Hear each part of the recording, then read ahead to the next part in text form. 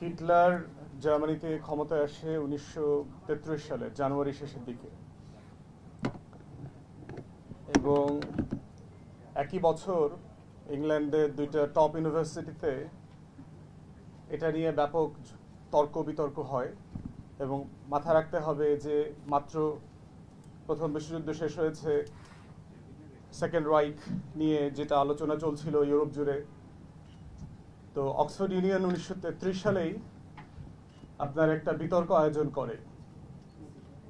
এই ইউনিয়নের রেজলিউশন ছিল whether the union agrees to fight for the king and the country, এবং এই মোশনটা পরাজিত হয় যে 275 এবং 158 ভোটে ছাত্ররা ভোট দেয় যে আমরা হিটলারকে প্রতিহত করবার জন্য এবং আমার দেশের রাজা এবং তার রাজ্য বাঁচানোর জন্য যুদ্ধ করব না।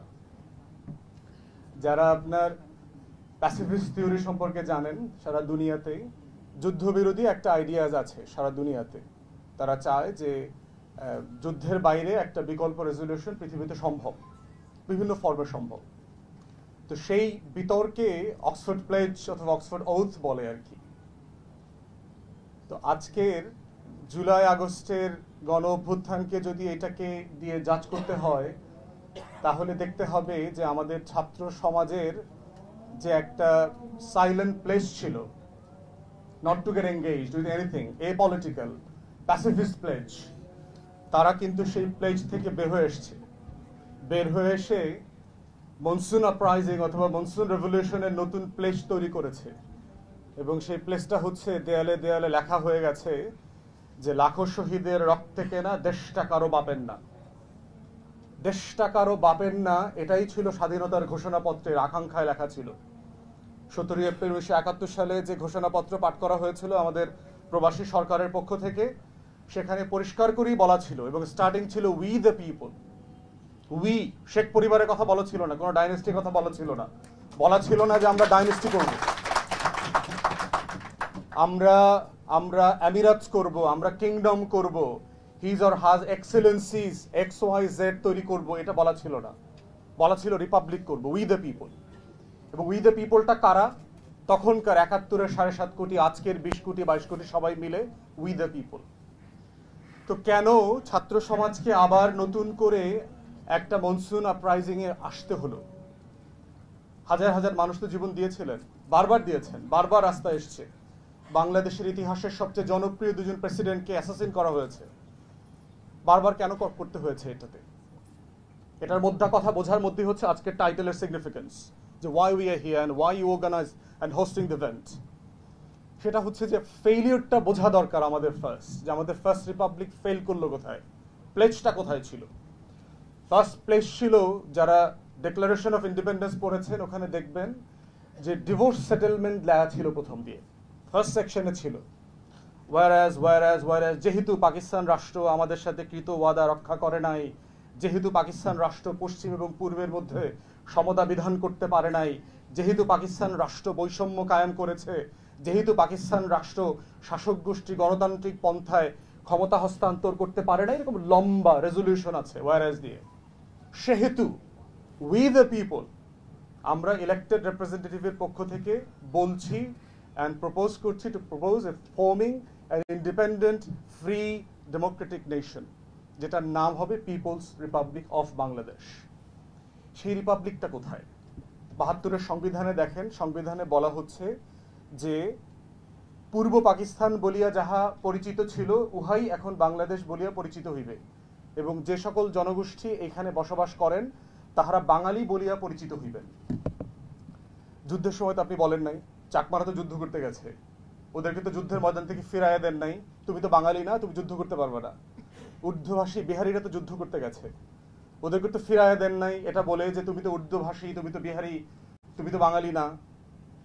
তাহলে যুদ্ধের সময় আপনি যাদের রক্তকে সমান বলে বুলেটের সামনে, স্নাইপারের সামনে, গুলির সামনে, পুলিশ র্যাবের সামনে দিয়ে দিলেন, তাকে আজকে আপনি পাবলিক বিশ্ববিদ্যালয়, প্রাইভেট বিশ্ববিদ্যালয়, মাদ্রাসা, অমাদ্রাসা, শিক্ষিত, অশিক্ষিত, এই যে ডাইকটমিগুলো দেখেছি, এই ডাইকটমির নাটক আমরা 72-এও দেখেছি। যে যে কারণে রিপাবলিক ফেইলিওর হয়েছে, ওই হিস্ট্রি যদি আমরা রিকল না করি, রিভিজিট না করি, 24-এর মনসুন রেভলিউশন আবার ফেল করবে। ইয়াং জেনারেল যারা আছেন এখানে, my friends and colleagues generals, that must be understood very clearly why the First Republic had failed, because that the essence that the Second Republic should not be allowed to fail, সেই জায়গাটা fail করেছে আমাদের। দ্বিতীয়ত কি দেখেন, আমাদের ঘোষণাপত্রে বলা ছিল যে রাষ্ট্রটা কিভাবে চলবে, পরিষ্কার করে বলা ছিল, যে এই ঘোষণাপত্রের উপরে ভিত্তি করে যুদ্ধটা, লড়াইটা হয়েছিল, যে this country should be governed by the three glorious principles of equality, human dignity and social justice, সাম্য, মানবিক মর্যাদা এবং সামাজিক সুবিচার। কিন্তু আমাদের কনস্টিটিউশন যেটা হয়েছে 72-এর সংবিধান, সেই সংবিধানে দেখেন আপনি জাতিগোষ্ঠীকে বললেন বাঙালি, তাহলে অবাঙালিদের প্রতি কি সাম্য হলো? শেখ মুজিব সকল পাহাড়ি জনগোষ্ঠীকে, চাকমাদেরকে বলল তোরা বাঙালি হয়ে গেলেই তো হয়, ল্যাটা ছুটে যায়। এটা কত অপমানজনক একটা জাতিগোষ্ঠীর জন্য। ধরেন আপনি একজন মুসলমানকে বলছেন তুমি হিন্দু হয়ে গেলেই তো হয়, গরু গোশত খাওয়ার দরকার কি? আপনি হিন্দুকে বলছেন তুই মুসলমান হয়ে গেলেই তো পারিস, এত ঝই ঝামেলার দরকার কি? তুই আর মাইনরিটি কলঙ্ক নিয়ে ঘুরতে হইল না। চাকমাকে বলছেন বাঙালি হয়ে যেতে, উর্দুভাষী বিহারীকে বলছেন তুই বাঙালি হয়ে যা। জাতিসত্তার পরিচয়কে কেন আমরা হোল্ড করতে পারছি না? এই যে অপর তৈরি করা এবং অপরকে নাই করে দেওয়ার যে এক্সক্লুশনিস্ট আইডিয়াস, এই আইডিয়াসগুলো আমরা 24-এও দেখতে পাচ্ছি, জুলাই আগস্টের পরই দেখতে পাচ্ছি। তুমি অপর, তুমি সরকারি বিশ্ববিদ্যালয় তুমি অপর, তুমি প্রাইভেট বিশ্ববিদ্যালয় তুমি অপর, তুমি মাদ্রাসা, তুমি আলেম, তুমি জুব্বা পাঞ্জাবি পরো তুমি অপর, তুমি শহরে অথবা তুমি গ্রামীণ তুমি অপর। এই অপরায়ণ থেকে বের হয়ে এসে একটা ইনক্লুসিভ আইডেন্টিটি ফর্ম করতে হবে, সেটা হচ্ছে আমার পিপলস রিপাবলিক অফ বাংলাদেশ। এটা ফর্ম করা আছে, we just have to be part of it. এটাই হচ্ছে ফিউচার, টাইটেলের ফিউচার। এটাই হচ্ছে আমাদের reflection for the second republic. এখানে ফিরে আসতে হবে। কোথায় কোথায় ভুল করেছি ফার্স্ট রিপাবলিকে? ফার্স্ট রিপাবলিকে ভুল করেছি সাম্য, মানবিক মর্যাদা, সামাজিক সুবিচারের কথা লেখা ছিল, কিন্তু 4টা নতুন আইডিয়াস কনস্টিটিউশনে আমরা যোগ করলাম, which have never been part of the struggle. Secularism, democracy, socialism, Bangali nationalism, এগুলো কোথায় পেলেন আপনি? এগুলো তো যুদ্ধের আইডিয়ার মধ্যে ছিল না। আপনি এটা আওয়ামী লীগের কনস্টিটিউশনেও ছিল না, 70-এর ইলেকশন ম্যান্ডেটেও ছিল না, তো এটা পেলেন কোথায়? তো দিলেন, সমস্যাটা কোথায় দেখেন? কন্ট্রাডিক্টরি প্রপোজিশনস। আপনি বলছেন ডেমোক্রেসির কথা, তো ডেমোক্রেসি মানে কি? ডেমোক্রেসির সাথে একটা উদার পুঁজিবাদী অর্থনীতির সম্পর্ক আছে। আবার সমাজতন্ত্রের কথা বলছেন, যে সে বলছে যে আপনার ব্যক্তিগত প্রপার্টি, দোকানপাট, জমি জমা, বাড়ির মালিক টালিক সবকিছু রাষ্ট্র চাইলে ন্যাশনালাইজ করে ফেলতে পারবে। তাহলে ব্যক্তিকে বলছে তুমি ব্যবসা করো, তোমার ফ্রি এন্টারপ্রাইজ আছে, কিন্তু তুমি যখন খুব প্রফিটেবল হয়ে যাবা তখন আমি তোমার সম্পত্তিটা ন্যাশনালাইজ করে ফেলতে পারবো।